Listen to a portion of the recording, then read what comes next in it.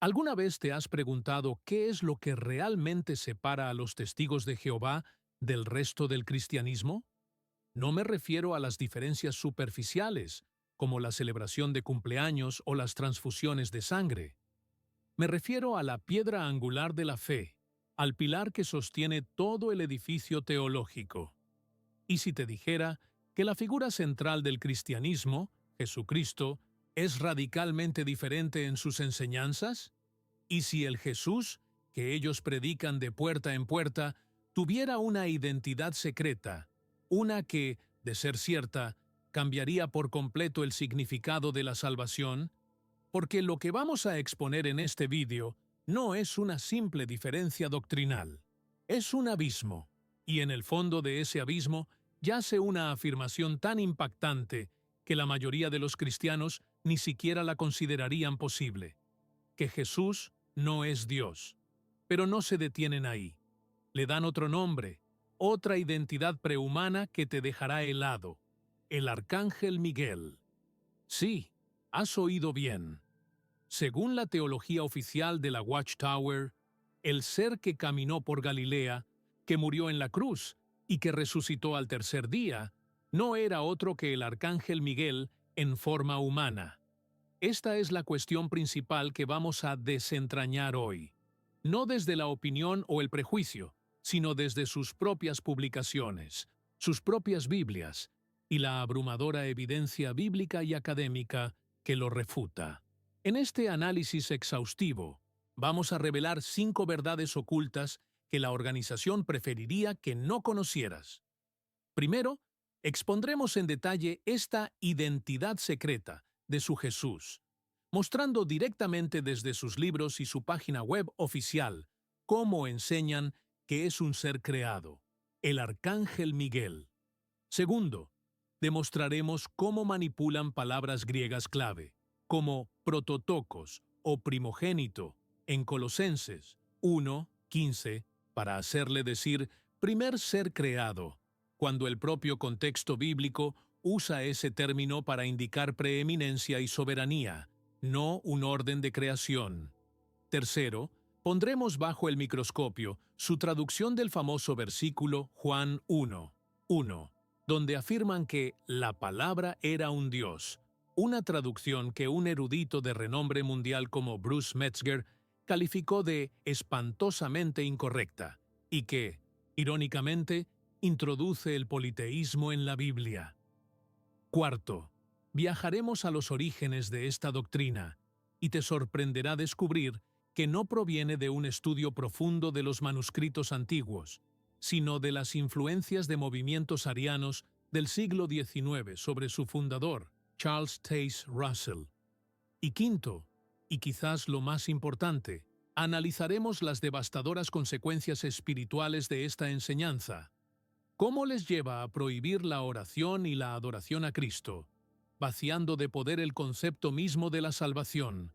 Porque un simple ser creado, por muy elevado que sea, jamás podría ofrecer un sacrificio infinito para redimir a la humanidad. Si todo esto ya ha captado tu atención, si sientes que estás a punto de embarcarte en un viaje que podría cambiar tu perspectiva para siempre, te pido que nos apoyes para que este mensaje pueda llegar más lejos.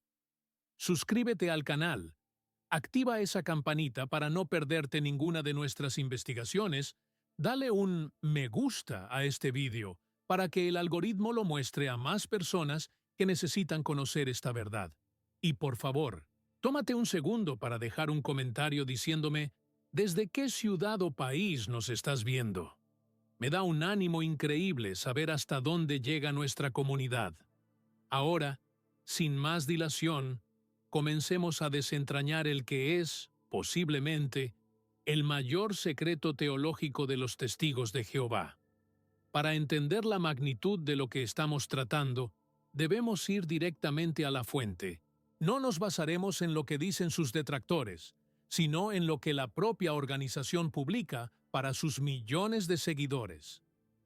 En su libro, ¿Qué enseña realmente la Biblia?, un manual de estudio fundamental para cualquier nuevo converso, en el apéndice titulado ¿Quién es el Arcángel Miguel?, afirman sin rodeos: La Biblia indica que Miguel es otro nombre de Jesucristo, que se le aplicó antes y después de su vida en la tierra. Lo repiten en su revista La Atalaya y en su página web oficial, jtv.org. Para ellos, no es una teoría, es un hecho doctrinal. Jesús, el Verbo hecho carne, el Cordero de Dios, es, en esencia, un ángel. Un ángel muy poderoso, el jefe de los ángeles, pero un ángel al fin y al cabo, un ser creado, no el creador. Esta afirmación es el punto de partida de toda su teología. Si Jesús no es Dios, entonces no puede ser adorado como Dios. Si es un ser creado, entonces no es coeterno con el Padre. Si es Miguel, entonces esa es una criatura, subordinada y ontológicamente inferior a Jehová. Esta idea, a primera vista, puede parecer extraña, pero para un testigo de Jehová es una verdad fundamental. Se les enseña a defenderla con un puñado de versículos sacados de contexto. Por ejemplo, citan 1 Tesalonicenses 4, 16, que dice que el Señor descenderá del cielo con voz de arcángel. Argumentan que si Jesús tiene la voz de un arcángel, debe ser un arcángel. Pero esto es un salto lógico tremendo. Es como decir que si un rey da una orden con voz de mando, entonces debe ser un comandante en lugar de un rey. La voz de arcángel simplemente denota la autoridad y el poder con el que Cristo regresará, no su naturaleza. También utilizan Judas, versículo 9, donde se dice que el arcángel Miguel contendió con el diablo por el cuerpo de Moisés, y lo comparan con las confrontaciones de Jesús con Satanás.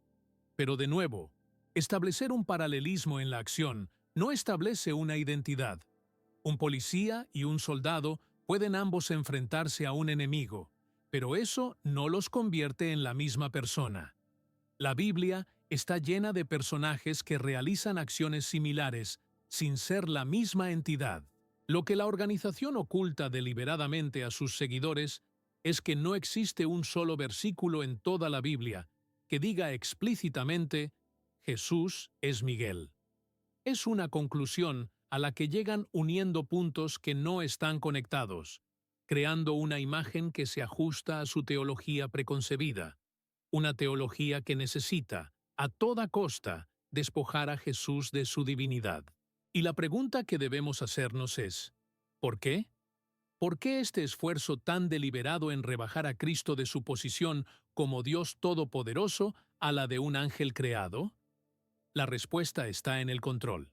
Si Jesús no es Dios, entonces la salvación no depende de una relación personal y directa con Él, sino de la obediencia a la organización que, supuestamente, representa al verdadero Dios, Jehová. Al disminuir a Cristo, la organización se engrandece a sí misma, posicionándose como el único canal de comunicación y salvación. Es una estrategia sutil, pero increíblemente efectiva. Pero las Escrituras pintan un cuadro muy diferente. Un cuadro que vamos a empezar a desvelar ahora mismo, analizando su primer gran pilar argumentativo, la idea de que Jesús es el primogénito de toda la creación. Adentrémonos en el epicentro de su argumento, el versículo que utilizan como ariete contra la deidad de Cristo, Colosenses 1:15. En la mayoría de las Biblias, este pasaje, refiriéndose a Jesús, dice: Él es la imagen del Dios invisible, el primogénito de toda creación.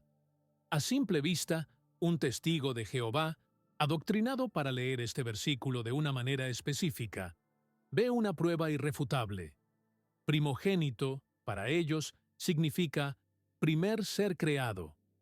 Lo leen y concluyen que Jesús es la primera criatura que Jehová Dios hizo, antes de todas las demás cosas. Es una interpretación simple, directa y para ellos definitiva. Pero, ¿es correcta? ¿Es eso lo que el apóstol Pablo, bajo la inspiración del Espíritu Santo, quiso decir? La respuesta es un rotundo no. Y la evidencia no está oculta en algún manuscrito secreto, sino en la propia Biblia, y en el significado mismo de la palabra griega utilizada, prototokos. La organización Watchtower ha construido un castillo teológico sobre una base de arena, sobre una mala interpretación deliberada de este término. Para ellos, prototokos solo puede tener un significado, el primero en una secuencia temporal. Pero esto es una falacia lingüística y teológica. En la cultura hebrea y en el contexto bíblico, el término primogénito a menudo no se refiere al orden de nacimiento, sino al rango, la preeminencia, la soberanía y los derechos de herencia. Ser el primogénito significaba ser el heredero principal, el que tenía la posición de honor y autoridad sobre la familia o la nación. Era un título de soberanía, no un número de serie. La propia Biblia nos da ejemplos clarísimos de esto, ejemplos que la organización convenientemente ignora cuando enseña a sus miembros. Pensemos en el rey David. En el Salmo 89, versículo 27, Dios dice de David: «Yo también le pondré por primogénito, el más excelso de los reyes de la tierra». ¿Era David el primer hijo de su padre, Jesé? No. De hecho, era el más joven de 8 hermanos. Entonces, ¿cómo puede Dios llamarlo primogénito? Porque no se refiere a su orden de nacimiento, sino a su posición exaltada. Dios lo eligió y lo elevó a una posición de máxima autoridad y preeminencia. Ser primogénito aquí significa ser el soberano, el más importante. Es un título de rango. Veamos otro ejemplo aún más contundente. En Jeremías 31, versículo 9, Dios dice: «Efraín es mi primogénito». Cualquier estudiante de la Biblia sabe que Efraín no fue el primer hijo de José. Su hermano mayor era Manasés. Sin embargo, Dios le otorga a Efraín el título y la bendición del primogénito, dándole una posición de mayor favor y herencia. Una vez más, prototokos no denota secuencia de nacimiento, sino soberanía y privilegio. O consideremos a la nación de Israel. En Éxodo 4:22, Dios le dice a Faraón: «Israel es mi hijo, mi primogénito». ¿Fue Israel la primera nación que existió en la tierra? Por supuesto que no. Civilizaciones como Egipto y Mesopotamia eran mucho más antiguas. Dios llama a Israel su primogénito para designar su estatus especial, su posición preeminente en su plan redentor. Con este entendimiento bíblico, volvamos a Colosenses 1:15. Cuando Pablo llama a Jesús el primogénito de toda creación, no está diciendo que fue la primera criatura. Está declarando su soberanía absoluta sobre toda la creación. Él es el heredero, el gobernante, el que tiene la posición de máxima autoridad sobre todo lo que existe. El contexto de los versículos siguientes lo confirma de una manera tan aplastante que revela la manipulación de la Watchtower. Justo después de llamarlo primogénito, Pablo explica por qué tiene ese título. Versículo 16. Porque en él fueron creadas todas las cosas, las que hay en los cielos y las que hay en la tierra, visibles e invisibles, sean tronos, sean dominios, sean principados, sean potestades. Todo fue creado por medio de él y para él. Reflexionemos sobre esto por un momento. El texto no dice que Jesús fue creado y luego ayudó a crear. Dice que en él, por medio de él y para él, fueron creadas todas las cosas. La palabra griega para todas las cosas es panta, que es total y absolutamente inclusiva. Si Jesús creó todas las cosas, entonces lógicamente no puede ser parte de esas cosas creadas. No se puede crear a sí mismo. Sería una contradicción absurda. Él está fuera y por encima de la creación como su autor. La organización Watchtower es consciente de este problema insalvable en su teología. ¿Y cuál es su solución? Alterar la palabra de Dios. En su propia Biblia, la traducción del Nuevo Mundo, insertan una palabra que no existe en ningún manuscrito griego original. Su traducción de Colosenses 1:16 dice: «Porque por medio de él todas las otras cosas fueron creadas. Esa pequeña palabra, otras, entre corchetes, es una adición deshonesta. La añaden para dar a entender que Jesús creó todo lo demás después de que Él mismo fuera creado. Es una falsificación textual diseñada para proteger una doctrina falsa. No hay justificación académica, lingüística o teológica para añadir esa palabra. Es un intento flagrante de hacer que la Biblia se ajuste a su teología, en lugar de ajustar su teología a la Biblia. El pasaje de Colosenses, leído honestamente, es una de las declaraciones más poderosas de la deidad de Cristo en toda la Escritura. Jesús es el primogénito, no porque sea una criatura, sino porque es el soberano de la creación. Él es el creador, como lo afirma el versículo 16, y el versículo 17 remata la idea.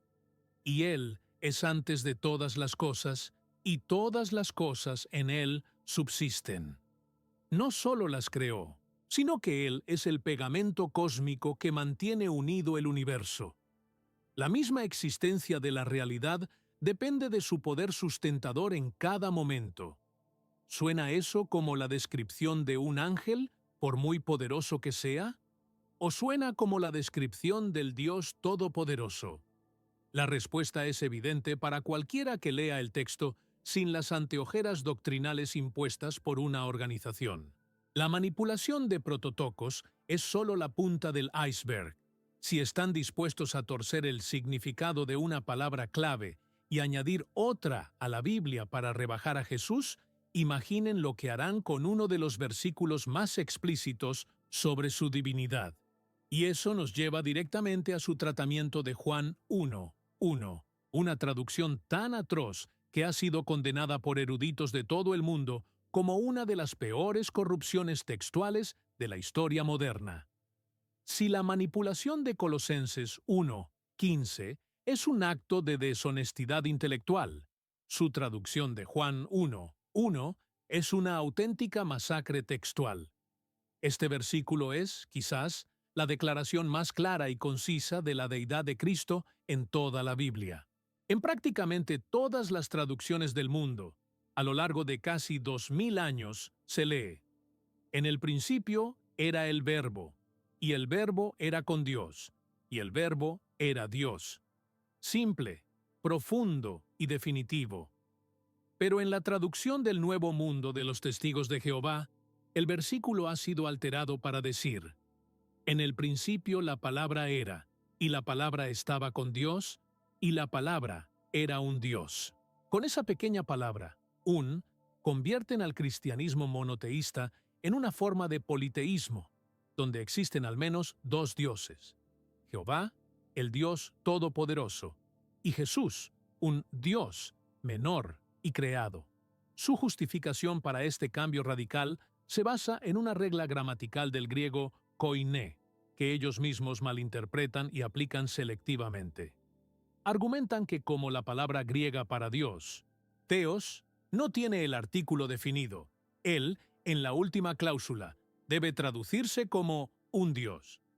Pero cualquier estudiante de primer año de griego bíblico sabe que esto es falso. En griego, la ausencia del artículo a menudo enfatiza la cualidad o la naturaleza de un sustantivo. No está diciendo que el verbo era un Dios entre muchos, sino que el verbo poseía la misma naturaleza y esencia de la deidad. Estaba describiendo su ser. Por eso, una traducción más literal y conceptual sería: el verbo era de la misma naturaleza que Dios, o, como se ha traducido correctamente durante siglos, el verbo era Dios. Lo más irónico y revelador de su deshonestidad es que en otros lugares de su propia Biblia, donde la misma construcción gramatical aparece, no la traducen de la misma manera.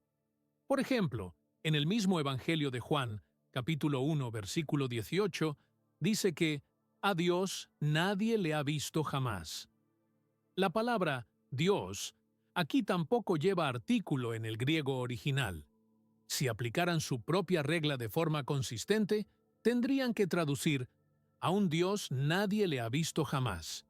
Pero no lo hacen, porque saben que se refiere al único Dios verdadero. Lo aplican solo en Juan 1. Uno, porque tienen una agenda teológica: negar la deidad de Cristo. Como dijo el mundialmente respetado erudito en manuscritos griegos, Bruce Metzger, al evaluar su traducción: debo decir que es una traducción espantosamente incorrecta. Eruditos de todas las religiones que han publicado reseñas de la traducción del Nuevo Mundo la han calificado de traducción horrible y errónea. Yo diría que es una perversión del texto bíblico. Una perversión. Esa es la palabra exacta.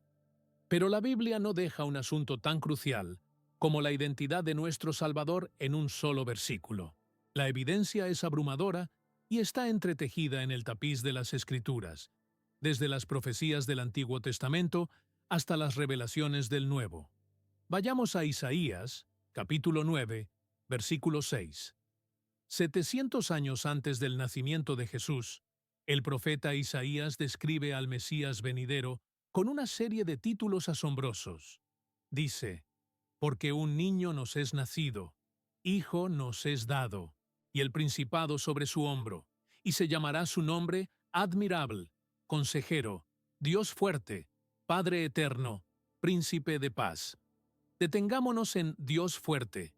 En hebreo es el Gibor. La organización Watchtower intenta minimizar esto diciendo que es un Dios poderoso, pero no el Dios todopoderoso. Pero esta es una distinción que el propio texto bíblico no hace. De hecho, solo un capítulo después, en Isaías 10:21, el propio profeta Isaías utiliza exactamente el mismo título, el Gibbor, para referirse a Jehová Dios. Así que, según las Escrituras, el Mesías que iba a nacer como un niño llevaría el mismo título divino que el propio Jehová. No hay forma de escapar de esta conclusión si se lee el texto con honestidad.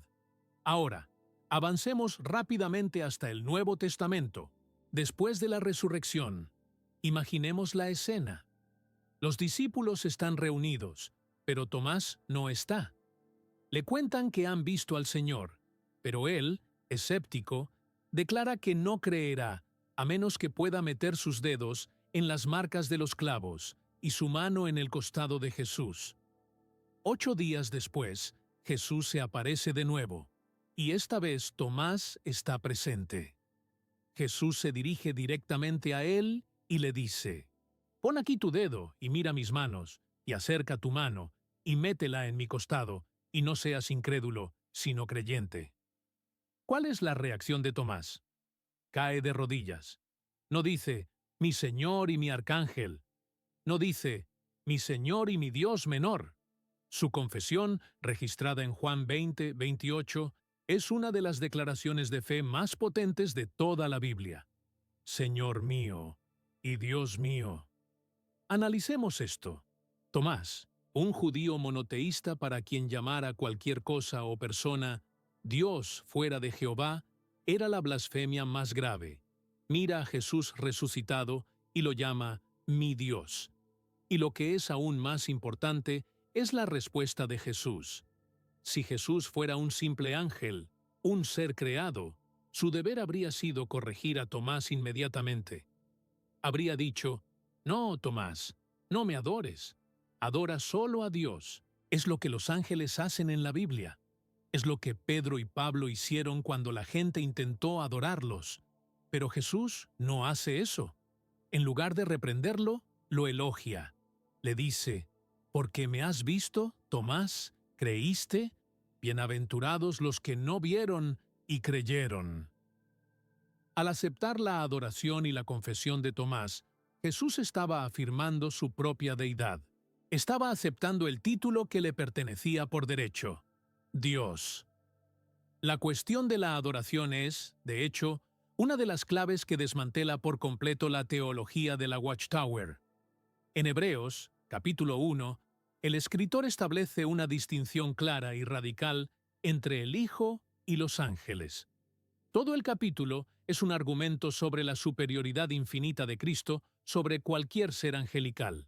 Y en el versículo 6, citando el Antiguo Testamento, Dios Padre da una orden inequívoca. Y otra vez, cuando introduce al primogénito en el mundo, dice, «Y adórenle todos los ángeles de Dios». La palabra griega para adorar aquí es proskuneo. Este término, cuando se usa en el contexto de la adoración a un ser divino, está reservado exclusivamente para Dios. Aquí, el Padre ordena a todos los ángeles que adoren al Hijo. Si Jesús fuera el arcángel Miguel, esto significaría que Dios está ordenando a los ángeles que adoren a otro ángel, su líder. Esto no solo contradice el primer mandamiento, sino que convierte a Dios en un instigador de la idolatría. La única conclusión lógica es que el Hijo no es un ángel. Él es el objeto de la adoración de los ángeles porque Él es su creador. Y si aún quedara alguna duda, el apóstol Pablo la elimina por completo en Colosenses 2:9, donde escribe una de las afirmaciones cristológicas más potentes jamás escritas, porque en Él, en Cristo, habita corporalmente toda la plenitud de la deidad. Pensemos en lo que esto significa. No dice que en Cristo habita una cualidad divina o un reflejo de Dios. Dice toda la plenitud. La palabra griega para deidad aquí es theotetos, que no se refiere a las cualidades de Dios, sino a la esencia misma de su ser, su naturaleza divina. Pablo está diciendo que todo lo que hace a Dios ser Dios reside, en su totalidad y corporalmente, en la persona de Jesucristo. Un ser creado, un ángel, no puede contener la plenitud infinita de la deidad. Es una imposibilidad ontológica. Este único versículo es la demolición definitiva de la enseñanza de que Jesús es un ser inferior a Dios. Él es Dios manifestado en carne. Esta verdad bíblica no es una cuestión de semántica o de debate teológico abstracto. Tiene implicaciones eternas para nuestra salvación y nuestra relación con Dios. Porque si Jesús no es plenamente Dios, su sacrificio no podría haber sido suficiente. Y esto nos lleva a los orígenes de esta doctrina, un origen que no se encuentra en las páginas de la Biblia, sino en las corrientes heréticas del siglo XIX. Ahora bien, todo este análisis histórico y textual, toda esta inmersión en el griego koiné y en las herejías del siglo XIX, podría parecer un simple ejercicio académico. Pero no lo es, porque la doctrina de que Jesús es el arcángel Miguel no es una nota a pie de página en la teología de los testigos de Jehová. Es el motor que impulsa toda su maquinaria espiritual, y las consecuencias de esta creencia son profundas, devastadoras y profundamente personales para millones de personas. Esto no es teoría, es la realidad vivida de hombres y mujeres que, buscando a Dios, se encontraron con una organización que les presentó a un Cristo disminuido, a un Salvador al que no se le puede orar, a un Rey al que no se le puede adorar. Pensemos en lo que esto significa en la práctica. A un testigo de Jehová se le prohíbe explícitamente orar a Jesucristo. Si un miembro fuera sorprendido dirigiendo sus oraciones a Jesús, sería llevado ante un comité judicial y podría ser expulsado. Un proceso conocido como desasociación, que implica el ostracismo total de su familia y amigos. La organización enseña que orar a Jesús es idolatría, porque solo se debe orar a Jehová. Pero, ¿qué hace un alma angustiada cuando lee en la Biblia que el primer mártir cristiano, Esteban, mientras era apedreado, dirigió sus últimas palabras en oración directamente a Jesús, diciendo: «Señor Jesús, recibe mi espíritu»? O cuando el apóstol Pablo invoca el nombre del Señor Jesucristo para recibir gracia y paz al inicio de casi todas sus cartas, se crea una fractura espiritual, una disonancia cognitiva insoportable. El corazón anhela conectarse con el Salvador que murió por él, pero la mente, adoctrinada por la organización, le dice que es un pecado. Conozco la historia de una mujer, llamémosla Ana, que sirvió fielmente como testigo de Jehová durante más de 30 años. Era una precursora, dedicando incontables horas cada mes a predicar de puerta en puerta la versión de la verdad de la Watchtower. Pero en privado, Ana luchaba con una profunda sensación de vacío. Leía los evangelios y se sentía conmovida por la compasión, el poder y el amor de Jesús. Sentía un impulso natural de hablar con él, de agradecerle, de pedirle guía. Pero cada vez que ese impulso surgía, lo aplastaba con un sentimiento de culpa, repitiéndose a sí misma las enseñanzas de la organización. Solo a Jehová. Jesús es solo nuestro modelo, nuestro Rey, pero no nuestro Dios. Vivía en un estado de inanición espiritual, tratando de mantener una relación con un Dios Padre al que percibía como distante y exigente, mientras se le negaba el acceso al mediador, al Emanuel, Dios con nosotros. Su salvación, le enseñaron, no dependía de la gracia a través de la fe en Cristo, sino de su obediencia continua a la organización y de su trabajo de predicación. Era una cinta de correr de obras que nunca terminaba, impulsada por el miedo al Armagedón y el miedo a no ser lo suficientemente buena. La transformación de Ana comenzó con una simple pregunta que no se atrevía a hacer en voz alta. Estaba estudiando para una reunión y leyó Filipenses 2, que dice que a Jesús se le ha dado un nombre que es sobre todo nombre, para que en el nombre de Jesús se doble toda rodilla y toda lengua confiese que Jesucristo es el Señor, para gloria de Dios Padre. Se preguntó, si toda rodilla, incluso las de los ángeles en el cielo, se doblará ante Jesús, ¿por qué la mía no puede hacerlo en oración? Si confesarlo como Señor da gloria al Padre, ¿por qué sería un pecado hablar con Él? Esta pregunta se convirtió en una grieta en el muro de su adoctrinamiento. Empezó a leer la Biblia sin las publicaciones de la Watchtower a su lado, algo que está tácitamente prohibido. Y lo que descubrió la dejó sin aliento.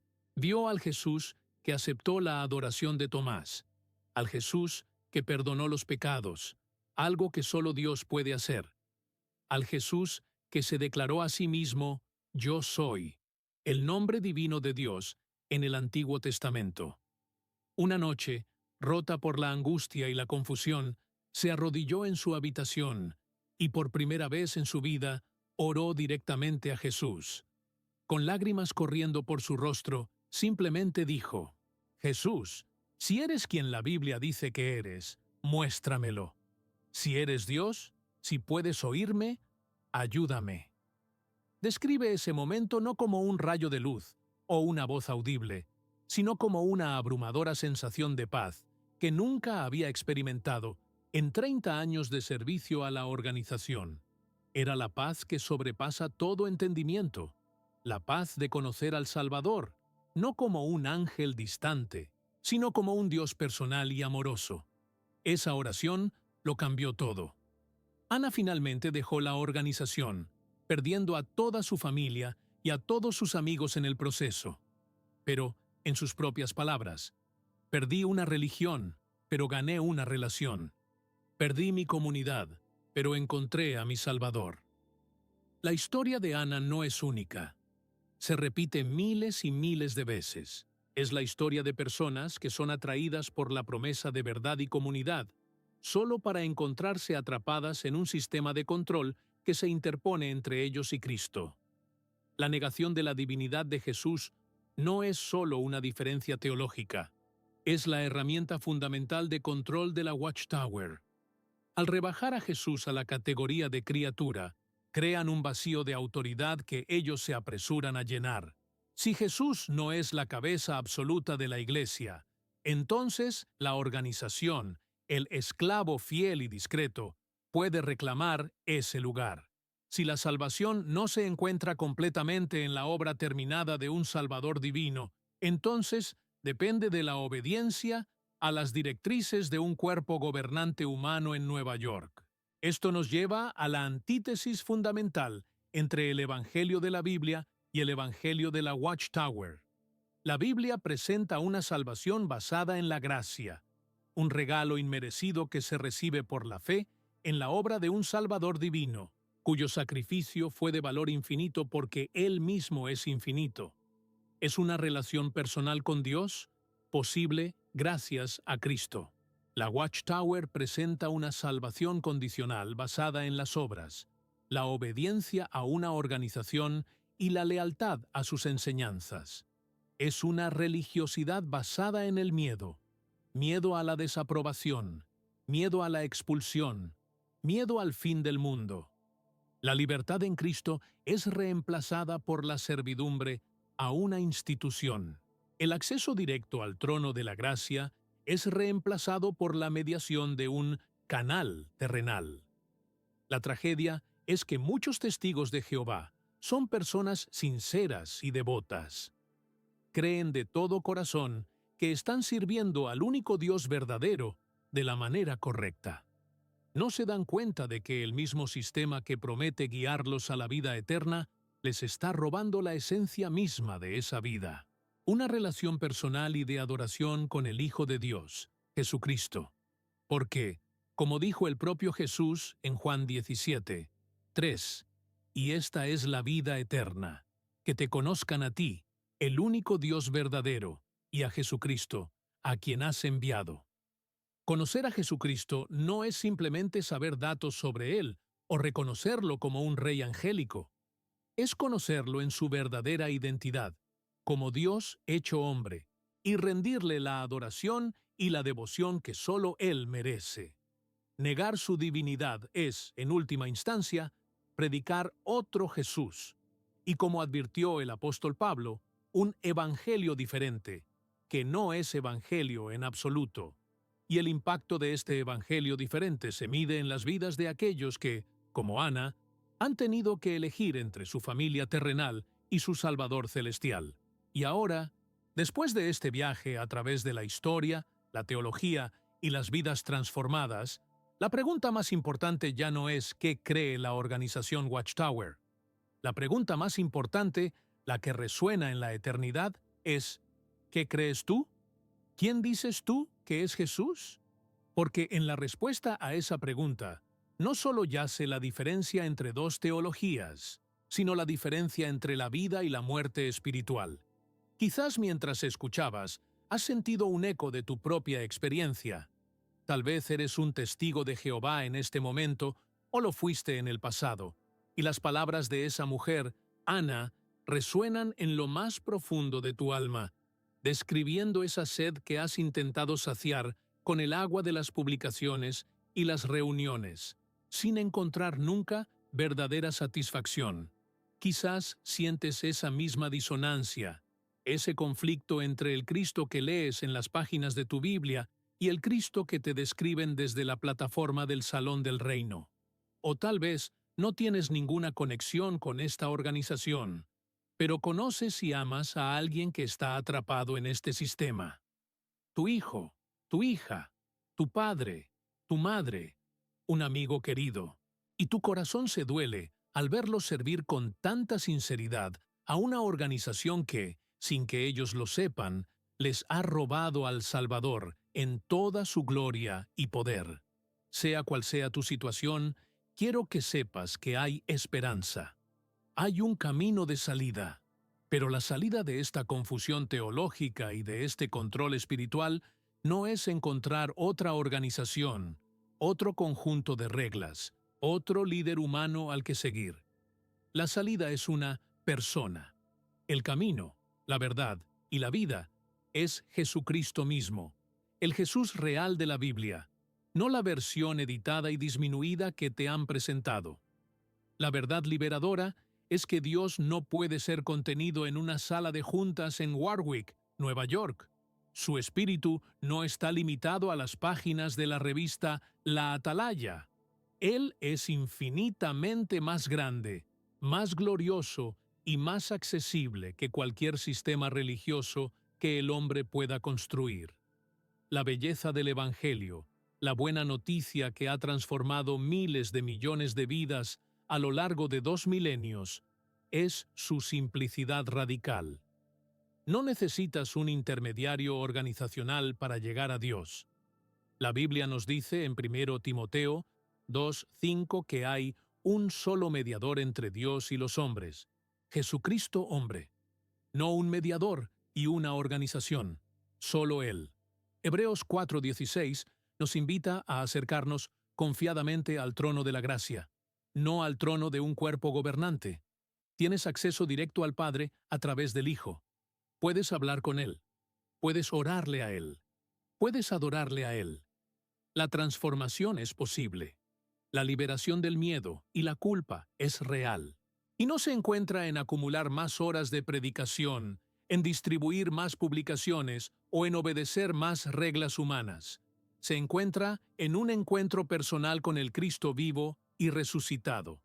Comienza en el momento en que, como el apóstol Tomás, dejas de lado las dudas impuestas por otros, miras la evidencia abrumadora de las Escrituras y te arrodillas ante el Jesús de la Biblia, no para verlo como un ángel poderoso, sino para reconocerlo por quien realmente es, y declarar desde lo más profundo de tu ser: Señor mío y Dios mío. Esa confesión no es blasfemia, es el principio de la vida eterna. Es el momento en que el Creador del universo se convierte en tu Salvador personal. Es el momento en que la salvación deja de ser algo que intentas ganar con tus obras y se convierte en un regalo que recibes por gracia, a través de la fe en la obra perfecta y terminada de tu Dios. Porque el sacrificio de Cristo en la cruz solo tiene sentido si Él es plenamente Dios. Un ángel, por muy exaltado que fuera, es una criatura finita. Un sacrificio finito solo podría pagar una deuda finita. Pero nuestro pecado contra un Dios infinito creó una deuda infinita. Solo un ser infinito podría ofrecer un sacrificio de valor infinito para pagar esa deuda por completo. Por eso Jesús tuvo que ser quien era. 100% hombre para poder morir en nuestro lugar, y 100% Dios, para que esa muerte tuviera el poder de redimir a toda la humanidad. Negar su deidad no es solo un error teológico, es vaciar la cruz de su poder, es quitarle a la salvación su fundamento. La verdad es que tu relación con Dios no tiene por qué estar filtrada por las interpretaciones de un grupo de hombres. Puede ser directa, personal y vibrante. La libertad que Cristo ofrece es una libertad real. Libertad del pecado, sí, pero también libertad del yugo de la religión legalista. Es la libertad de saber que eres amado, aceptado y perdonado, no por tu rendimiento, sino por quién es Jesús y lo que Él hizo por ti. Y esta es la vida eterna, que te conozcan a ti, el único Dios verdadero, y a Jesucristo, el Dios fuerte, el Padre eterno, el Príncipe de paz, a quien has enviado. No un arcángel, sino tu Creador, tu Redentor y tu Dios. Si este mensaje ha tocado tu corazón, si ha encendido una luz en la oscuridad, o ha confirmado lo que tu espíritu ya te estaba susurrando, te pido que nos ayudes a llevar esta verdad más lejos. Suscríbete a nuestro canal y asegúrate de activar esa campanita de notificaciones, porque tenemos mucho más contenido como este que no querrás perderte. Dale un me gusta a este vídeo. Ese simple clic le dice al algoritmo que este contenido es valioso y que debe mostrarlo a más personas que desesperadamente necesitan escucharlo. Si conoces a alguien, un familiar, un amigo, que está dentro de la organización o que está luchando con estas mismas preguntas, compártele este video. Podría ser la herramienta que Dios use para abrir sus ojos. Y por favor, tómate un momento para dejar un comentario aquí abajo. Cuéntanos qué parte de este análisis te impactó más, o si tienes una experiencia personal que quieras compartir. Leemos cada uno de vuestros comentarios, y vuestras historias nos dan la fuerza y el ánimo para continuar con esta labor. Gracias por acompañarnos en este viaje crucial hacia la verdad. Que la gracia y la paz del Señor Jesucristo, nuestro Dios y Salvador, sea con todos vosotros.